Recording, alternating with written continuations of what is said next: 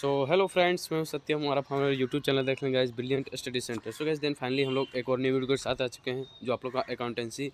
आज हम लोग मॉडल सेट करने वाले हैं, जो आप लोग को मैंने पहले ही बताया था कि हम लोग एक सेट यानी कि 1 से लेकर 50 क्वेश्चन तक कर चुके थे और बोले थे कि इसमें जो 50 क्वेश्चन और बचा हुआ है मैं अगले सेट में करा दूँगा, क्योंकि उस वीडियो में थोड़ा लॉन्ग पड़ गया।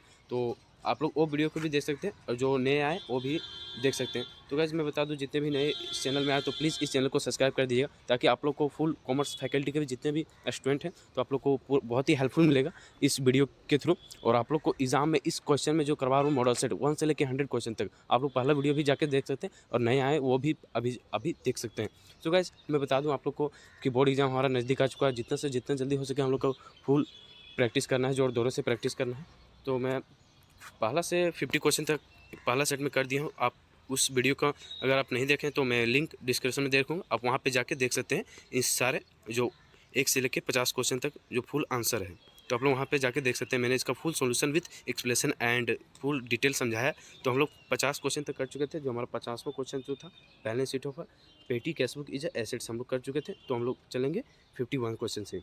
तो what is a bank overdraft. तो दोस्तों मैं बता दूं, बैंक ओवरड्राफ्ट क्या है। हमारा एक लोन है, यानी कि बैंक में हमारा अधिक पैसा हो गया तो उसे क्या कहते हैं, तो हमारा लोन अकाउंट हो जाएगा, क्योंकि क्या है हमारा एक लायबिलिटीज़ है, एक कर्ज है।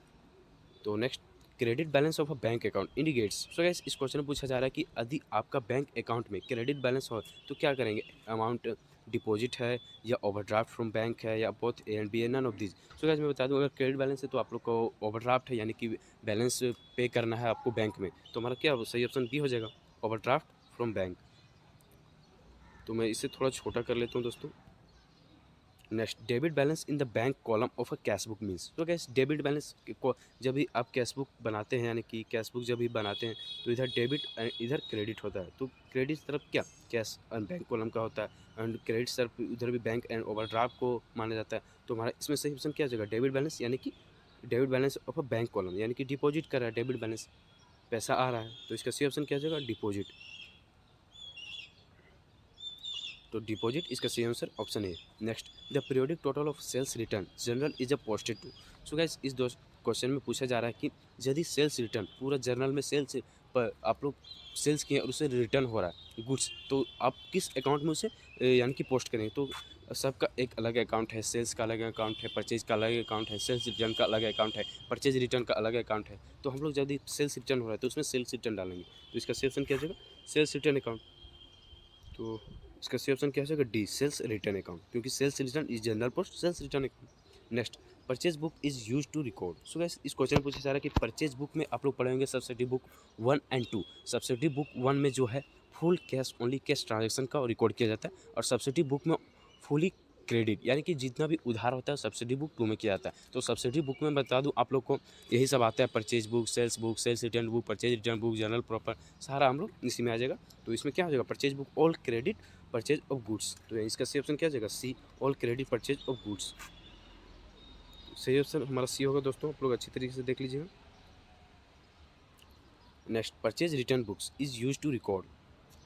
सो दोस्तों मैंने अभी आपको बताया कि परचेज रिटर्न बुक्स में जितना भी उधार परचेज रिटर्न आया है, उधार हम लोग बेचे थे उसमें परचेज रिटर्न, यानी कि जितना भी रिटर्न किए हैं, परचेज किया हुआ सामान जितना भी हम लोग रिटर्न किए वो कितना। तो returns of assets purchase, return on goods purchase for cash, return of goods purchase on credit, return of asset purchase on credit. तो मैं बता दूँ कि जितना भी गुड्स आप लोग रिटर्न किए तो उसमें क्या हो जाएगा, return of goods purchase on credit. तो इसका सी ऑप्शन सी हो जाएगा। Next, journal proper is use to record. So guys इस क्वेश्चन में पूछा है कि जनरल प्रॉपर में क्या यूज किया जाता है, जितने भी फिक्स एसेट्स है, यानी कि जितने भी उधार खरीदे या बेचे हैं तो इसमें जनरल प्रॉपर में आ जाएगा। तो क्या हो जाएगा, return of a fix assets purchase on credit. तो इसका सी ऑप्शन क्या हो जाएगा दोस्तों, fix assets, return of fix asset purchase on credit. Next, which are the following is a book of original entry and also part of a ledger. So इस question में पूछा जा रहा है कि इनमें से कौन है जो ओरिजिनल एंट्री एंड यानी कि लेजर का पार्ट है। तो इसमें ओरिजिनल एंट्री और यानी कि ओरिजिनल एंट्री किस में होता है and also part of ledger. एक क्वेश्चन में बता दूं दोस्तों, आप लोग बोर्ड एग्जाम के लिए बहुत ही हेल्पफुल है। तो आप लोग एक क्वेश्चन आ सकता है 58 मैं टिक करा दे रहा हूँ, क्योंकि एक क्वेश्चन बहुत ही भी यार बहुत ही इंपॉर्टेंट है। मैं बता दूं आप लोग को, मैं पिछले भी जितने करवाए वीडियो आप लोग वहाँ पे भी जाके देख सकते हैं, मैंने फुल MCQ करवा दिया। तो आप लोग इस क्वेश्चन को बहुत ही ईजी क्वेश्चन है और बहुत ही आसान क्वेश्चन है। तो इस क्वेश्चन को हमें कमेंट करके बताना है, क्योंकि आप लोग इस क्वेश्चन का आंसर जरूर खोजिएगा और सर्च करने के बाद यदि आप बुक में जाएगा तो मेरा मेन मोटिव है क्वेश्चन छोड़ने का, प्रत्येक 1-2 क्वेश्चन छोड़ने का मोटिव है। यदि आप उस क्वेश्चन को सर्च करने जाएंगे तो एक सर्च करने के बदले आप लोग 2-4 क्वेश्चन और भी देख लेंगे। तो मेरा मोटिव है कि एक क्वेश्चन के बदले आप लोग 2-4 क्वेश्चन और भी सीख लें। तो दोस्तों इसीलिए मैं बता दूं आप लोग को, इसका सही आंसर आप लोग कमेंट करना है और ज़रूर से ज़रूर इसको सर्च करके अब मुझे बताना है। बहुत ही ईजी और आसान क्वेश्चन है, तो आप लोग पढ़ेंगे कैश बुक में। तो चलते हैं next. Use of the following is a recorded in a journal proper. So दोस्तों इस क्वेश्चन पूछा जा रहा है कि which of the following is a recorded in the journal proper, क्योंकि जनरल प्रॉपर में क्या रिकॉर्ड किया जाता है, ट्रेड डिस्काउंट या ट्रेड डिस्काउंट रिसीव्ड या कैश डिस्काउंट अलाउड। तो मैं बता दूं कि ओपनिंग एंट्री को रिकॉर्ड किया जाता है जनरल प्रॉपर में। तो इसका सी ऑप्शन क्या हो जाएगा, D. Next, trade discount. So trade discount पूछा जा रहा है दोस्तों, क्या रिकॉर्ड किया जाता है, क्या it is not record in books, it is not use to find net, it is your main objective. तो मैं बता दूं, पहले बताया था कि ट्रेड डिस्काउंट का रिकॉर्ड बुक्स में नहीं किया जाता, सिर्फ लेस करके दिखा दिया जाता। तो सही आंसर इसका क्या हो जाएगा, B, trade discount. Next, when the bank account in the cash book of a customer shows a debit balance, the customer's account in a bank's book must generally shows। सो दोस्तों इस क्वेश्चन में पूछा जा रहा है, यदि बैंक अकाउंट में और कस्टमर का जो कैश बुक है और बैंक अकाउंट में क्या डेबिट बैलेंस शो कर रहा है, तो बैंक के पॉइंट ऑफ व्यू से तो उसका कौन सा बैलेंस है जो शो करना चाहिए बैंक के पॉइंट ऑफ व्यू से। तो यदि कस्टमर के पॉइंट ऑफ व्यू से यहाँ पर डेबिट बैलेंस शो कर रहा है, तो डेबिट बैलेंस, एक क्वेश्चन को ध्यान दीजिएगा दोस्तों आप लोग बहुत ही अच्छी तरीके से। यदि कस्टमर के पॉइंट ऑफ व्यू से बैंक बैलेंस यानी कि डेबिट शो कर रहा है, तो बैंक के पॉइंट ऑफ व्यू से क्या शो करेगा, तो बैंक के पॉइंट ऑफ व्यू से क्रेडिट बैलेंस शो करेगा। जब कस्टमर के पॉइंट ऑफ व्यू से डेबिट शो करा तो जनरली ये बात फिक्स है कि बैंक के पॉइंट ऑफ व्यू से क्रेडिट बैलेंस शो करेगा। तो इसका सी ऑप्शन सी हो जाएगा, bank. Next, bank reconciliation statement is a prepared by. So guys इस क्वेश्चन में पूछा जा रहा है कि BRS जो आप लोग बनाते हैं बैंक रिकॉन्सिलेशन स्टेटमेंट यानी कि कैश बुक और पासबुक को इक्वल करने के, तो किससे बनाया जाता है, बिजनेसमैन के बनाया जाता है। और कस्टमर ऑफ बैंक हो तो कस्टमर ऑफ द बैंक मारेंगे, तो इसका सी ऑप्शन क्या जाएगा, बिजनेसमैन। नेक्स्ट, अब passbook is a copy of. तो दोस्तों इस क्वेश्चन में पूछा जा रहा है कि पासबुक किसका कॉपी है, a customer account in a bank's book, cash book relating to bank एक column, funds receipts and bank payment accounts, या नन ऑफ दिस। तो पासबुक किसका है, कस्टमर अकाउंट का पासबुक। तो सही आंसर इसका customer account in the bank's book. Next, agreement of a trial balance indicates. So दोस्तों इस क्वेश्चन में पूछा जा रहा है कि ट्रायल बैलेंस का जो एग्रीमेंट है वो क्या इंडिकेट करता है, या एक्यूरेसी ऑफ बुक कीपिंग, या बुक कीपिंग का एक्यूरेसी पता करता है, या अर्थमेटिकल एक्यूरेसी ऑफ बुक्स यानी कि जो बनाया गया है उसका सही तरीके से यानी कि मैथमेटिकल तरीके से उसे सही प्रूव करता है कि। तो मैं बता दूं, पहले भी बताया था ये दोस्तों, एक क्वेश्चन पहले भी आ चुका है, तो आप लोग एक क्वेश्चन को भी बहुत ही अच्छी इंपॉर्टेंट मार्क कर लीजिए। तो इसका सही ऑप्शन बी हो जाएगा, arithmetical accuracy of books. Errors of omission affect the agreement of the.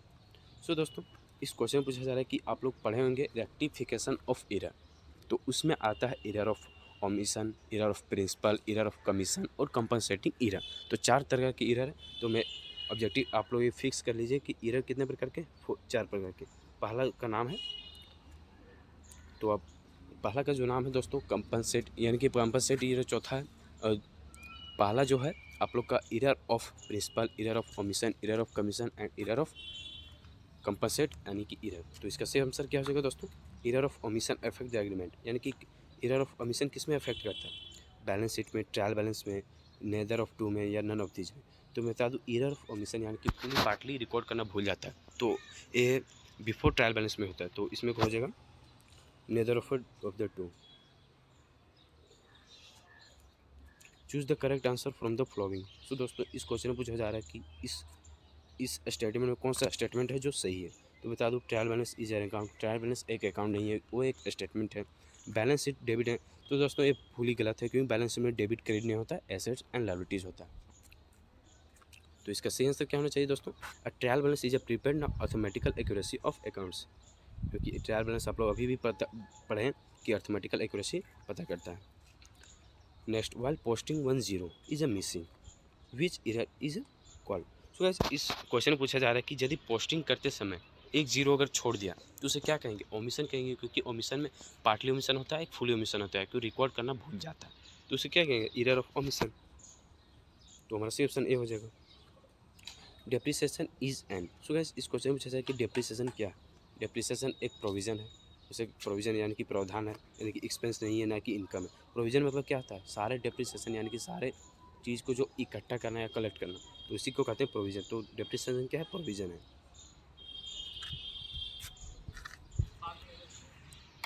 तो फ्रेंड्स इसका सही ऑप्शन क्या हो जाएगा, प्रोविज़न। तो नेक्स्ट चलेंगे, depreciation according to Australian method is a calculated on.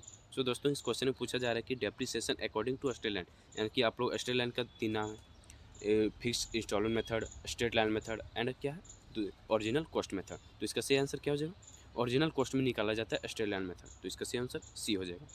Next, according to diminishing balance method. तो मैं बता दूं कि आप लोग डेप्रिसिएशन का 2 रूल है, एसएलएम एंड डब्ल्यूडीवी। एसएलएम क्या है, ऑस्ट्रेलियन मेथड, और दूसरा क्या है, रिटर्न डाउन वैल्यू। तो आप लोग एक भी बात बहुत अच्छी तरीके से ध्यान कर दीजिएगा दोस्तों, क्योंकि एग्जाम में भी ये क्वेश्चन पूछे जा सकते हैं अधिकतर। तो according to diminishing balance method depreciation is charge on. तो किस में चार्ज किया जाता है, तो रिटर्न डाउन वैल्यू यानी कि रिड्यूसिंग वैल्यू, यानी कि रिड्यूसिंग वैल्यू में डायमेंसिंग बैलेंस मेथड में। तो सही ऑप्शन बी हो जाएगा। Depreciation on a machine starts from the date. So दोस्तों इस क्वेश्चन पूछा जा रहा है कि यदि आप मशीन खरीदें तो उसमें डेप्रिसिएशन लगना कब चालू होगा, जब आप मशीन को यूज करेंगे, जब आप एसेट्स को यूज करेंगे तभी तो डेप्रिसिएशन होगा ना। तो इसका सही ऑप्शन क्या हो जाएगा, it is put to use, जब आप उसे यूज करेंगे। नेक्स्ट, प्रोविज़न आ रहा। तो गाइस दोस्तों प्रोविज़न क्या है, या एक एक्सटर्नल ट्रांजैक्शन है, या इंटरनल ट्रांजैक्शन है, या बोथ ए एंड बी है, या नन ऑफ दिस है। तो मैं बता दूं प्रोविज़न क्या है, जो मशीन में लगता है, जो डेप्रिसिएशन या इकट्ठा होता है, या किसी भी चीज़ को इकट्ठा करना है या प्रोविज़न, तो एक प्रोविज़न है। तो यह क्या होता है, इंटरनल ट्रांजैक्शन होता है। तो इसका सी ऑप्शन क्या हो जाएगा, B, internal transaction. Next, reserves arising from capital receipts are known as. So दोस्तों इस क्वेश्चन में पूछा जा रहा है कि capital receipts are known as. Capital receipt को क्या कहते हैं, कैपिटल रिसिप्ट से तो कैपिटल रिजर्व कहते हैं। अगर रेवेन्यू रिसिप्ट से रहे तो रेवेन्यू फंड रहेगा, रिजर्व फंड रहेगा। तो इसका सही तरीका पहचानने का तो कैपिटल रिसिप्ट से।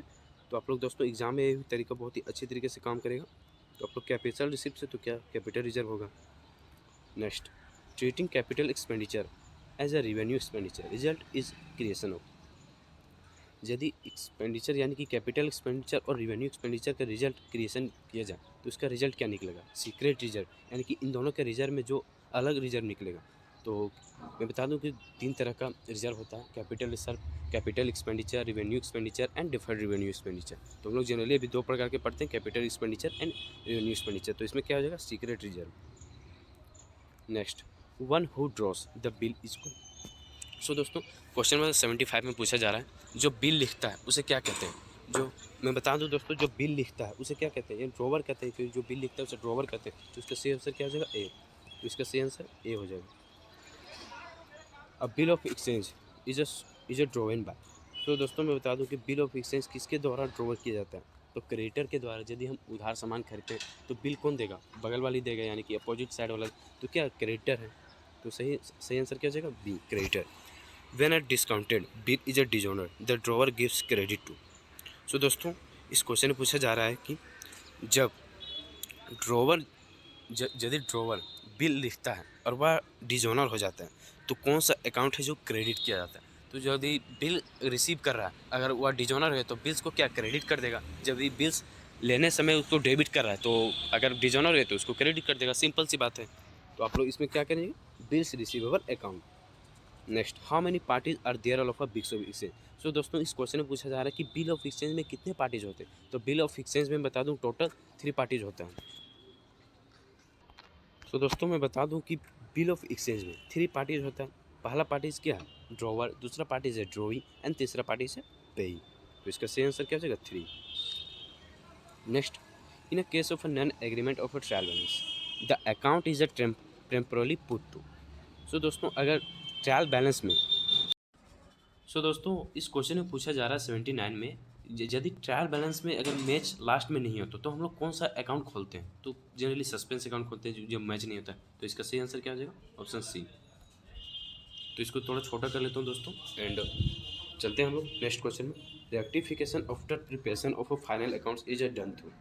सो दोस्तों इस क्वेश्चन में पूछा जा रहा है कि रेक्टिफिकेशन आफ्टर फाइनल अकाउंट, यदि फाइनल अकाउंट के बाद पता चले तो उसमें हम लोग का कौन सा क्वेश्चन जो है जो सही आंसर होना चाहिए इस ऑप्शन में। तो फाइनल अकाउंट के बाद अगर रेक्टिफिकेशन पता चले सही कि क्या होना चाहिए तो इसमें कौन सा हम लोग बनाते हैं, तो इन profit and loss adjustment account बनाते हैं। तो इसका सही आंसर क्या हो जाएगा, profit and loss within adjustment account. Next, debiting AS accounts instant BS account is an error of.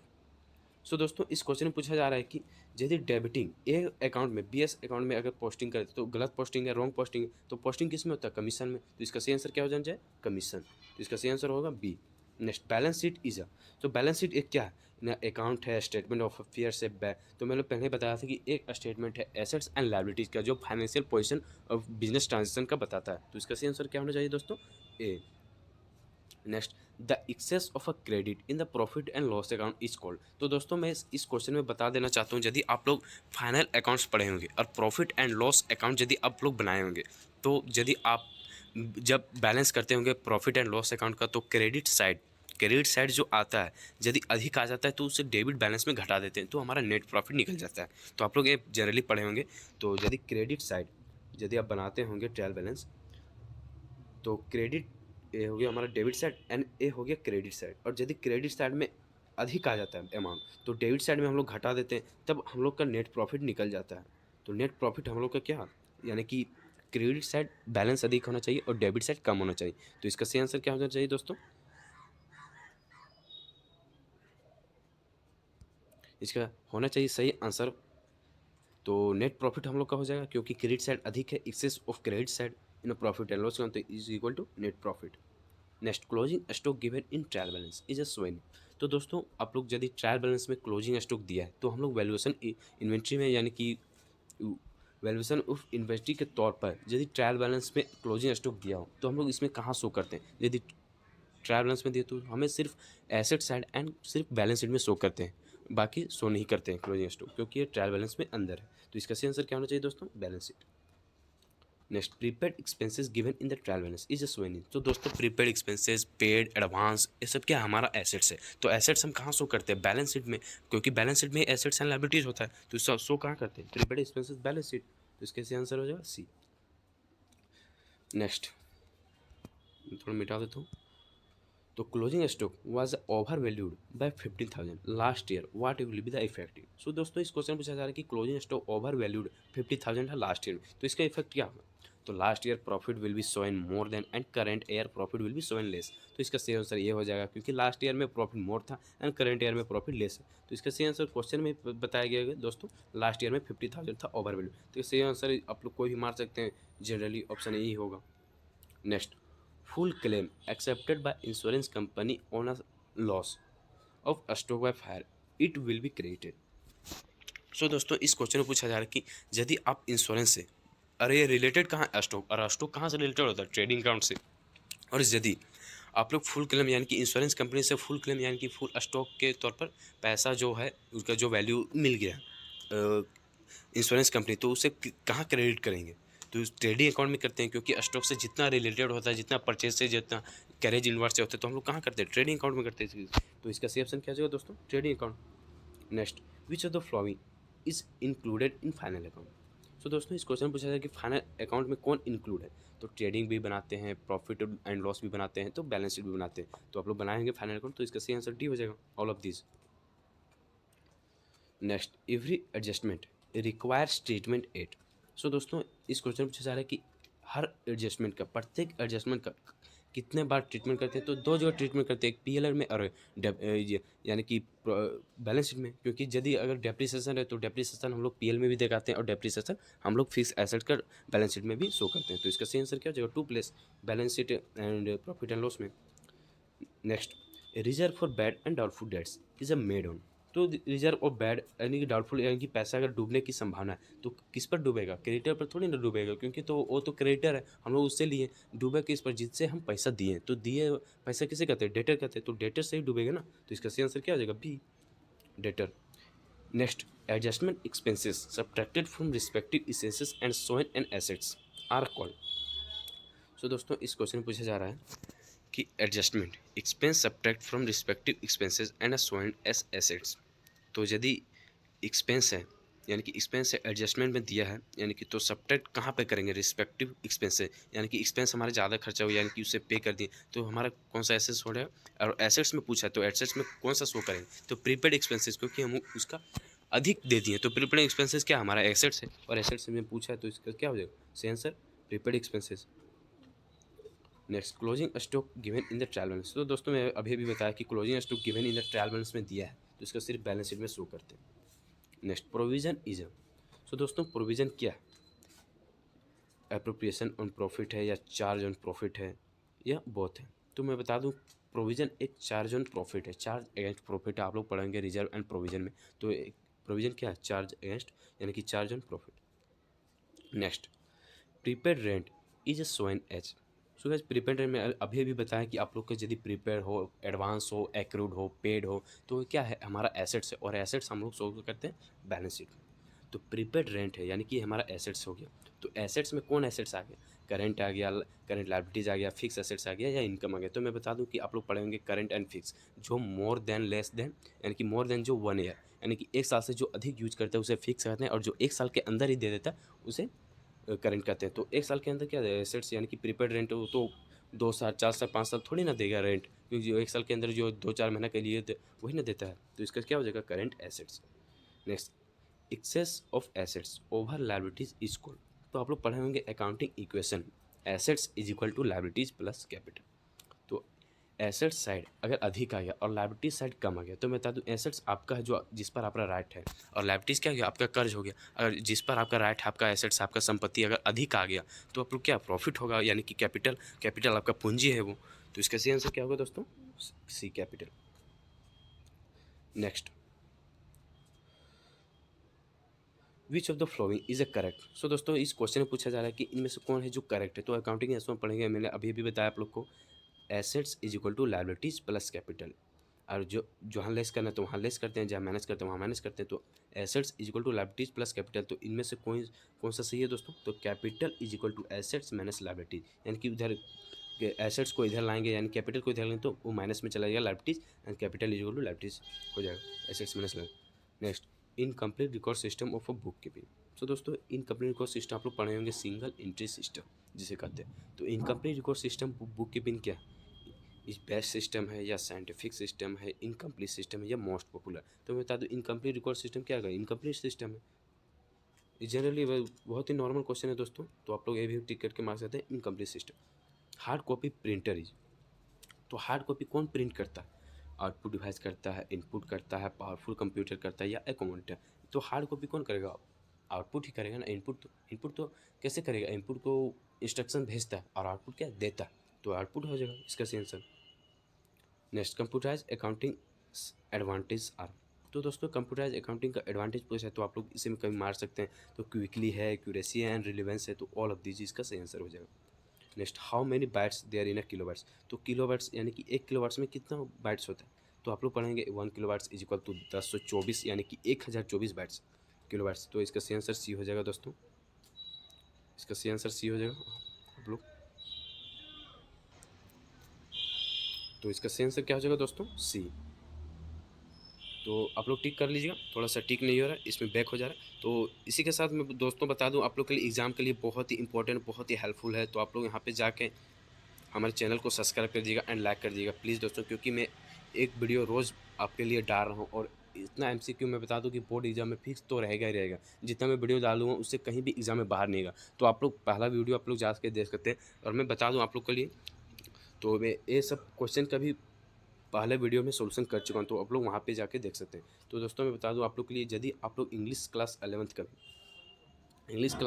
का यदि आप लोग MCQ चैप्टर वाइज चाहते हैं तो यानी कि इस चैनल में पूरा उपलब्ध है, तो आप लोग वहाँ पे जाके प्लेलिस्ट में देख सकते हैं। और मैं आप लोगों को जानकारी बता दूँ कि आप लोग का 11 तारीख से एडमिट कार्ड डाउनलोड होना शुरू हो चुका है। तो इसी के साथ दोस्तों मैं ज़्यादा बोलना नहीं चाहूँगा, प्लीज़ दोस्तों इस चैनल को लाइक एंड सब्सक्राइब प्लीज़ कर लीजिए, क्योंकि रोज़ रोज़ आप लोग को वीडियो में इतना मेहनत करूँ दोस्तों तो गला बैठ जाता है। तो लाइक करने में आपका और सब्सक्राइब करने में कुछ नहीं जाता दोस्तों, बल्कि आपको नॉलेज मिल रहा है, आपको बेनिफिट हो रहा है। तो प्लीज़ कुछ सब्सक्राइब कर दीजिएगा। और तो मिलते हैं गाइस नेक्स्ट वीडियो में। इसी की तरह आप लोग मॉडल सेट लाता हूँ और फुल जानकारी फॉर बोर्ड एग्जाम के लिए लाता रहूँगा। तब तक के लिए मिलते हैं दोस्तों नेक्स्ट वीडियो। तब तक जय हिंद, जय भारत।